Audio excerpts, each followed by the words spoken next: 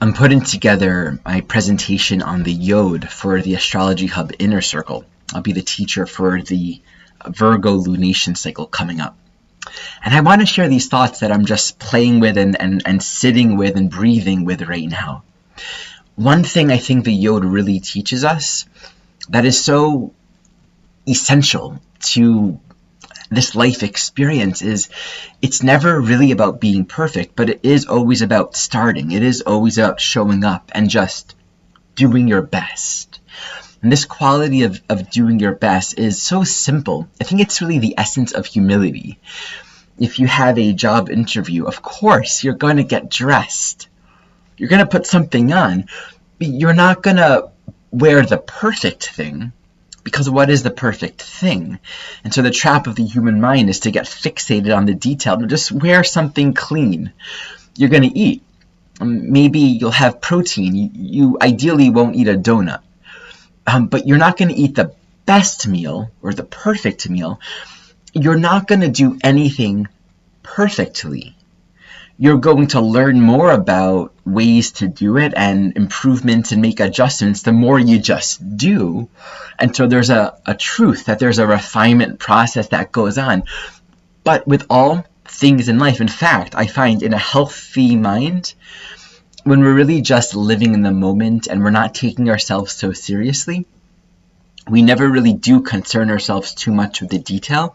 There's care, there's presence, there's integrity with what we do, but we don't get hooked on the right way or the perfect way or doing it the best way. We just know that doing it and moving on is actually the most important thing. Being fully present and then letting it go, right? You put your clothes on, but you hang up the hanger, you close the closet, you make your bed, you eat the food, you clean the dishes. That is enough. And then you realize, I feel a little low energy. Maybe I didn't need to add sugar to my food, or maybe that was a little bit too much oil or whatever. And we learn as we go.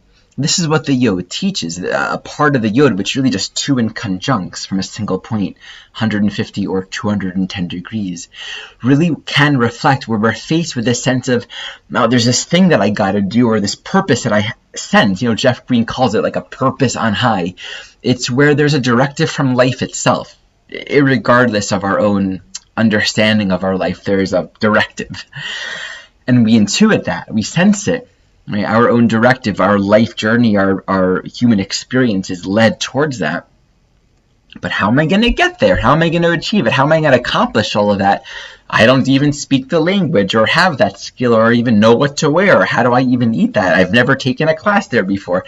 There's going to be thousands of different reasons why we won't think it's even possible to get to where we want to. This is why the Yod is so beautiful, because you can just take the astrological language out and just recognize we all have these inconjunct experiences.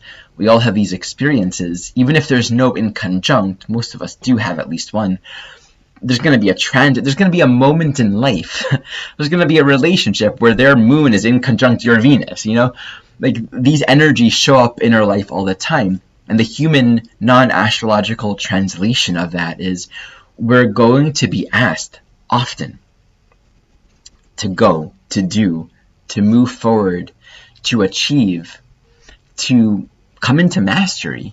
And it's not going to seem possible or reasonable or clear within our own conditioned understanding. So we have an intuition of direction and purpose, and we won't know how to do it. That's where the humility comes in. That's where this beautiful learning of, one, being lighthearted with ourselves and recognizing there's something greater than our own making, a sort of flow of life that's happening alongside us and with us and in us. And we just get into the current of it when we allow ourselves to begin moving. So the wisdom and the humility of just starting somewhere. If we have to write a paper, I don't even know anything. Start researching, put in some search terms, right? Google. If we think about all the things that we want to do in life, all the directives coming from a greater place, meaning beyond our own understanding of self, something that's deeper within our soul, impelling us forward for purpose, for meaning, something greater than our understanding. If we're always just thinking about it, it's a sort of masochism. to be stuck in an intellectual stasis of considering all the different possibilities and thoughts and trying to get it all organized in the mind first. This is where the Yod pattern reflects in life, where we create this crisis for ourselves. These crises are often self-induced because either we're overcompensating, right, where the meeting's at 9 o'clock and we spend until 8:59 getting dressed or doing our hair perfectly, and then we miss the meeting, right? Self-induced, we're just overdoing it. Or this overcompensation will express by we're taking each step with so much hyper self-awareness that we're always going to be editing and redoing, even if we're just so close, we're there, we already accomplished it. I've been listening to a lot of Rick Rubin, and as someone who's recorded his own album, I really appreciate this guidance, and I'm going to take this into all future recording projects and all creative endeavors. He said, and I think this is something John Lennon taught, the first take is always the best take. If that's not John Lennon, I don't know, maybe it's someone, but it's one thing that I really appreciated, and it's true. The first, it's not always like your best singing voice, right? But the flow of creative energy when you're just doing, after the first take, there's too much hyper awareness. The mind is so fixated on imperfection and wanting to do that differently. There's an authenticity and a creativity that often just comes when we're not as self-aware. It's a paradox. When we're less self-aware of all the details, we end up accomplishing more, even if it's messier. And I found that in the recording process, going with the first take and proceeding from there, creating the whole project, and then maybe going back at the end and making a little adjustments or changes, there's something that happens when we stay in the word is health, of staying in movement. I think health comes, I'm learning, when we stay in movement. Sickness happens when we come into a psychological state of stasis, of confusion and doubt, and we're not moving. This doesn't mean we have to understand how A connects to B, to C, to D, to F, all the way to Z. In fact, we don't. Jeffrey Wolf Green often taught this analogy of the caterpillar or the centipede. If it's thinking of this leg and then that leg, it's not going to be able to move. So one just needs to move for the process, which is sort of more intelligent than our own understanding. It's almost the algorithm of life has its own rhythm, and we're a part of it.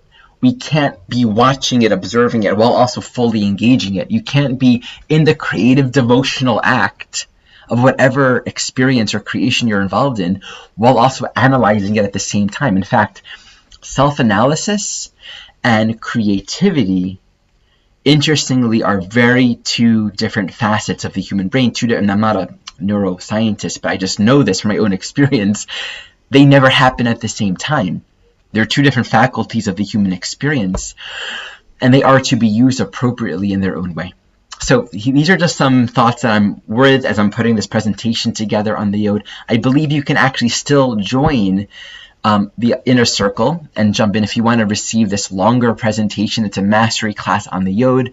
I'll actually be going very in-depth into just what the inconjunct is first, looking at the aspects of the inconjunct within the phase of the gibbous and the full phase, and then speaking about the Yod, giving some chart examples. So it'll be a very useful, practical class.